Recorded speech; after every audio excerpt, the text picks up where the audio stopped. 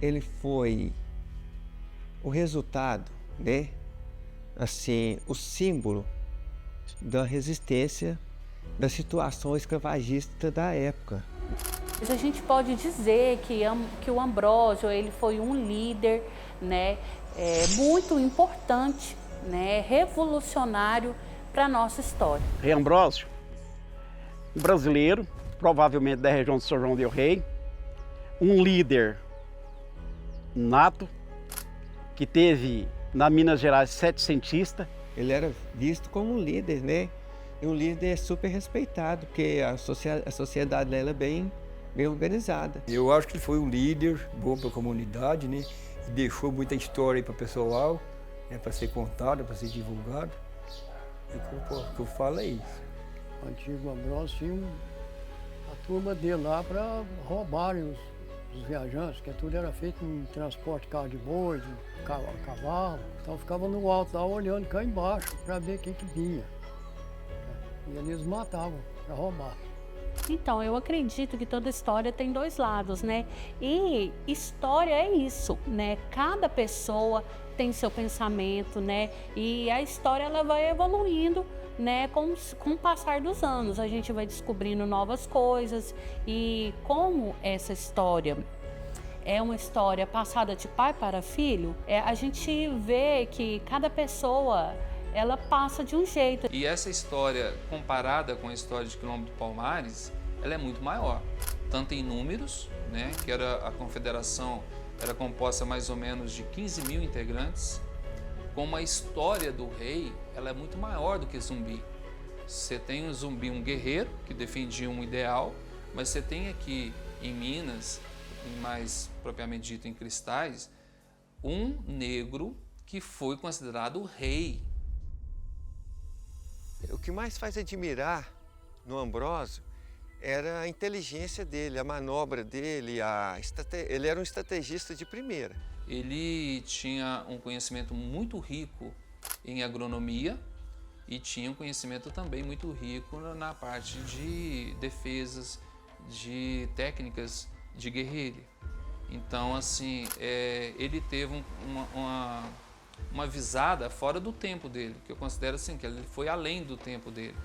Porque ele viu que tinha aqui na região a entrada das picadas de Minas, né? Que o pessoal vinha da Europa para adentrar em busca das riquezas de Minas Gerais. Ele viu que esse pessoal precisava de alimento. Então ele começa a produzir alimento, a vender alimento em troca de armas com esse pessoal que chegava. E quando esse pessoal voltava para ir embora para a Europa, para eles chegarem até Rio de Janeiro, eles precisavam de alimento novamente. Só que nessa jogada, aí ele já pedia ouro, diamante, pedras preciosas. Então ele foi ficando tanto rico, como o poderio bélico dele era muito forte. Aqui tinha uma sociedade bem organizada. Então tinha os que plantavam as lavouras, tinha os vigias, tinha os que faziam o processo da farinha, etc. Essas coisas todas lá dentro do núcleo do quilombo. O primeiro quilombo do Ambrósio se chamava primeira povoação do Ambrósio, não era quilombo. Era um local, uma povoação de um preto forro, de um preto livre, né? Livre é mais que forro, livre é que já nasceu livre. Forro é quem nasceu escravo e depois adquiriu a liberdade. Então o Ambrósio era livre. Foi um núcleo, né, de escravizados que conseguiram fugir do sistema escravista e instituíram uma comunidade aos moldes das comunidades africanas, então com a organização política, social e cultural semelhante à da região do oeste da África, né, de Congo, de Angola, que era de onde esses sujeitos tinham vindo naquela época. Quem trabalhasse com as próprias mãos, mesmo que fosse livre, branco, pobre, ou preto forro ou livre, tinha que pagar semestralmente o imposto, sob penas terríveis. Inclusive as penas dos pretos era açoite, era prisão, açoite, depois prisão com açoite, e depois poderiam ser mandados para colônia, que hoje é o Uruguai, né? A colônia de Sacramento, e lá ser revendido como se fosse escravo. Então, os brancos pobres e os pretos forros começaram a fugir. Os arraiais, as vilas ficaram desertas, fugir para os sertões e criar vilarejos. E muitos desses que fugiam para os sertões procuraram abrigo na primeira povoação do Ambrósio, que lá eles sempre tinham os paióis cheios e oferecia mantimentos para todo mundo, né? Dava para quem precisasse ou vendia. Eles tinham os trabalhos lá, tudo que é feito a partir do milho, né? Acredito que as mulheres estavam lá trabalhando, processavam isso da forma que era possível na época. O Quilombo do Ambrósio foi a capital da Confederação Quilombola do Campo Grande. Por que eu digo isso? A própria correspondência do Gomes Freire diz que os quilombos do Campo Grande, né, os quilombos do Campo Grande, né, eram confederados ao Quilombo do Ambrósio. Né? Então, isso está escrito lá. Né? Depois, quando ele dá notícia de que o Ambrósio, o rei Ambrósio, teria perecido em combate, né, e no Quilombo da Pernaíba, a norte da atual cidade de Patrocínio, ele diz que era onde vivia o rei, ao qual todos os demais quilombos obedeciam. Essa área, nós estamos aqui no oeste de Minas, é o núcleo quilombola daqui da região de Cristais. Você tem o sul de Minas, que você tem ali a região da Serra da Boa Esperança, Serra da Volta Grande. Lá no final, você tem o rio Sapucaí. Então você tem o núcleo Sapucaí, que são 11 núcleos quilombolas. No total, são 27 núcleos. Então ele tinha quilombo no sul de Minas, oeste de Minas, Alto São Francisco, Alto Paranaíba, Triângulo Mineiro e Mogiana Paulista. Você vê que era um líder que ele tinha uma capacidade muito grande de um grande território. E a arqueologia é interessante que ela conta até como foi a sociedade, como era a sociedade aqui. Já acharam que, já viu que os barros, né, das paliçadas, das casas, já foi achado aqui. Alguns materiais também já foi achado aqui, inclusive até a espilha de milho petrificada da época, né? Então, conta que aqui já teve lavouras. E o interessante é que no entorno desse quilombo tem um fosso. Tem um fosso que ele circunda todo o quilombo. A gente chama de ferradura do Ambrósio. É mais ou menos esse formato aqui, ó. Ela sai dessa posição, circunda em volta, fazendo um formato de uma ferradura. E aqui na frente ficava a entrada, né? Dentro desse fosso aqui, ó, eles cortavam as varas, né, das árvores, do cerrado, e fazia tipo uma paliçada, assim, fazia tipo umas pontas de lança e fincava dentro desse fosso, bem espalhado, fincava aqui dentro. Para quê? Para dificultar a entrada de alguém para dentro do núcleo do quilombo. Então ela servia como uma proteção, né, em volta. Hoje é conhecida mesmo como ferradura do Ambrósio, justamente por causa do formato. O Quilombo do Ambrósio, ele se situou em dois locais diferentes. Até 1746 ele ficava na região entre Formiga e Cristais, até a guerra de 1746. Depois de 1750 é que ele muda para a região da atual Ibiá, que então pertencia à capitania de Goiás. A gente encontra 412 documentos que comprovam a existência do quilombo em Cristais. Conta a lenda do tesouro do Ambrósio. Então eles contam que o Ambrósio tinha um tesouro, né? Que na época ele foi escondido aqui, né? Ele escondeu o tesouro dele, só que ninguém sabe se é aqui, se é longe daqui. Eles falam aí, por aí, que nem que eles iam juntando os tesouros, né? Não sei de onde é que consegui. Eles falam que era dos boiadeiros que vinha tocando gado, né? Que também eu não estava aí para ver, né? Mas que tem, e eles iam assim para defender, né? Eles enterravam o tacho num lugar lá, oculto lá, né? E deve que ia depositando os tesouros lá, o dinheiro, seja lá o que for, e depois ninguém sabia onde é que era, só eles. Ué, diz que esse tesouro está enterrado no Morro do Espinho, mas ninguém sabe se é verdade mesmo, né? Eu ouvia muito isso, meu avô falar, diz que tem esse negócio lá enterrado lá. No local que é denominado Morro do Espia, eles ficavam olhando a região toda, como diz o mineiro, ficava espiando a região toda, né? Então, de lá, eles poderiam estar vendo a gente aqui agora, nesse momento. E nós não estaríamos vendo eles. Por quê? Por causa da localização desse morro. Então, o nosso caminho era o rio. Como pegar o caso de Cristal das nossas toponímias quilombolas? Você tem aqui em frente o Morro da Vigia, que é uma toponímia de vigia do quilombo. Depois você tem o Morro da Meia Laranja, o Morro do Quilombo, né? Você tem aqui o Morro da Boa Vista. Em frente aqui, ó, na direção do Rio Grande, margem direita também, no município de Aguanil, a Gurita. Então são nomes que vai descrevendo toda essa região quilombola na nossa região. Bem, nós estamos aqui no Museu Histórico da cidade, né? Então nós temos aqui os vestígios das casas da época, né?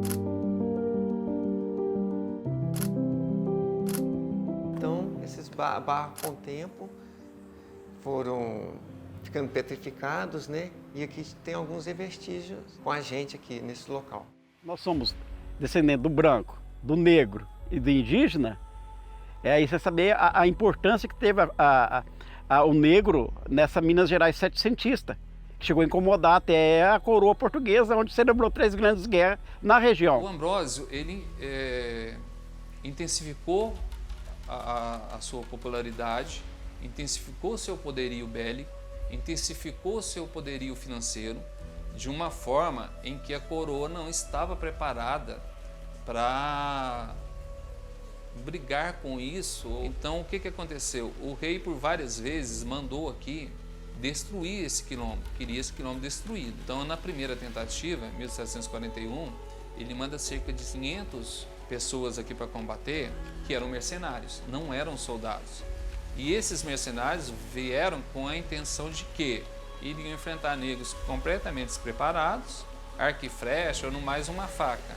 Eles vêm e são dilacerados aqui. São mortos porque encontram aqui armas bélicas para combater com eles, que eles não estavam preparados para isso.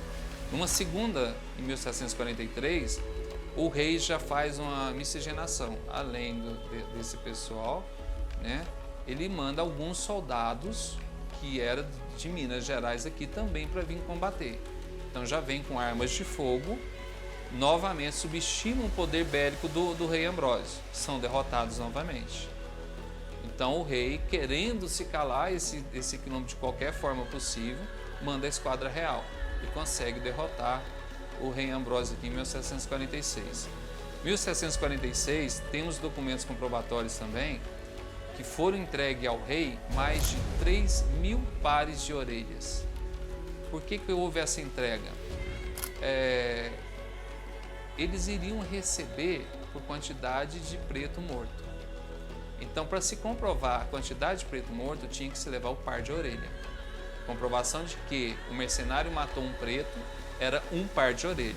E foram entregues mais de 3.000 pares de orelhas para a coroa portuguesa, mostrando que eles conseguiram abafar a revolta do quilombo aqui. Quem encontrasse em quilombo era criminoso. Criminalizar, simplificar o conceito de quilombo, podia ser qualquer ajuntamento, mesmo que não tivesse gente, e também deu ao capitão do mato o poder de cobrar os inadimplentes e de tratá-los como se quilombolas fossem, né?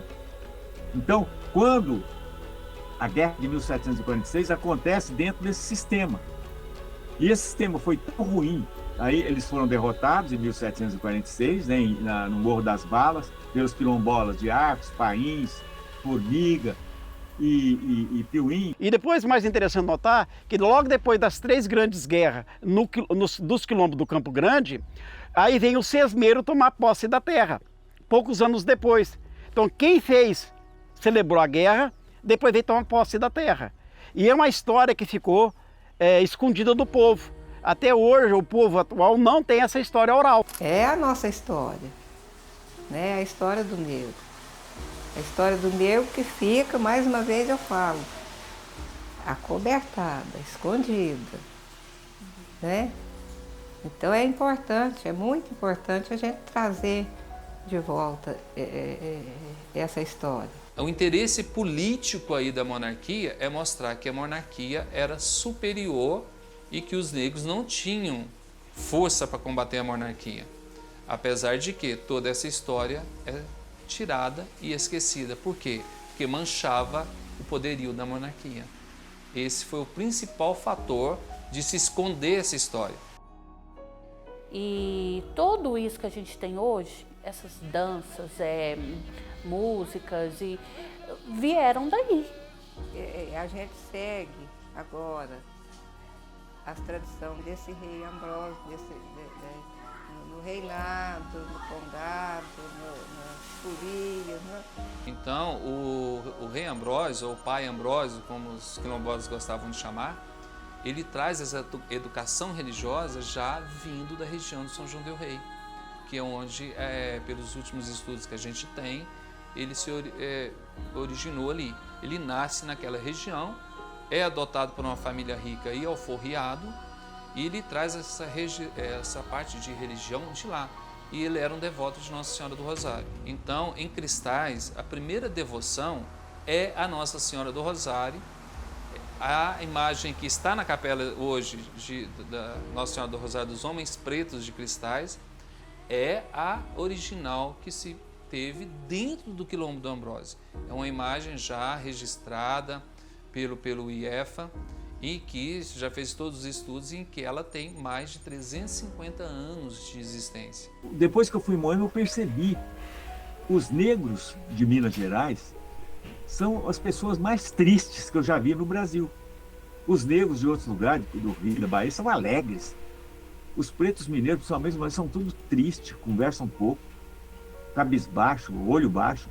Eu percebi que os negros de Minas Gerais são muito tristes. Por quê? Tudo que eles tinham para se orgulhar, roubaram deles. Né? Negro em Minas Gerais é só escravo. Antes, o negro não era nada. Pelo menos por aqui. O negro não era nada, o negro não podia nada, o negro não fazia nada, o negro não sabia de nada. Né? Agora a gente está crescendo. A gente sabe que a gente tem um lugar na sociedade. Tem diversos motivos porque é importante, até para a gente entender melhor como que era organizada essa sociedade. E aí também tem a história da repressão, né? A repressão da própria escravidão e a repressão contra os quilombolas, que está nas origens aí, né, de muitos problemas até hoje que a gente tem na nossa sociedade, como a desigualdade social, a desigualdade fundiária, né, o racismo e a desigualdade de renda até, né, entre pessoas negras e pessoas brancas. A gente chora o quanto que a gente sofreu no passado e continua sofrendo, né? Continua discriminado. As pessoas não veem, mas a gente continua. A gente continua taxado assim, ó, só porque ele é negro. Por isso que aconteceu isso. O negro não sabe fazer isso. E a gente sabe que pode. Que a gente tem, né? A gente consegue. Mas a gente ouve isso. A própria história não tem essa identidade, não tem essa identificação com a própria história. A história matou a história do povo, isso quem percebe. Quer dizer, o povo agora vai sentir nessa região, com as novas pesquisas, essa identidade, esse reencontro com a própria história do passado. E qual projeto de nação nós queremos ter? A cidade de Biá é uma cidade muito forte na questão com gado, e a gente sabe que tudo isso está interligado, né? É um tipo de resistência, né? Que a gente vai para as ruas, mostrar as nossas danças, as nossas vestes, os nossos cantos, o nosso jeito de celebrar a religião, né? Então isso aí, para mim, é a coisa mais importante. Quase que o único momento que a gente pode abrir o coração, se sentir que a gente é gente, que a gente é capaz. Por isso que é importante pesquisar, né, divulgar sobre a história quilombola, incluindo a história do Quilombo do Ambrósio, para a gente perceber como a população negra foi protagonista de muita resistência contra a escravidão, não aceitou a escravidão pacificamente, né? Minas Gerais foi a capitania que mais teve quilombos durante o período colonial. E os quilombos estão aí até hoje, né? Esse fenômeno não se encerra com o período da escravidão, mas a presença da população negra no país, né, em várias comunidades que tem uma característica de resistência e de cultura hegemônica, ou principalmente assim, africana ou afro-brasileira, né, estão por todo o país e fazem parte dessa história quilombola assim, do Brasil, né? O legado que ele mais guarda para a gente, que a gente procura até passar, é o símbolo da resistência, né? Símbolo da luta, né? Do modelo de organização que era lá, né? E que a gente guarda, né? Guarda na memória que o ser humano não foi feito para ser escravizado. O ser humano foi feito, nasceu para ser livre. A liberdade é uma dádiva, uma bênção. Então ele é um símbolo de resistência contra isso. Para mim representa essa maravilha que é a liberdade, né? Quer dizer, a gente ainda é escravo por um lado, mas aí depende um pouco da gente, né? Então a minha luta é essa, para que seja cada vez melhor para aqueles que vêm, né? Eu queria ver o negro de Minas Gerais sorrir um pouco mais.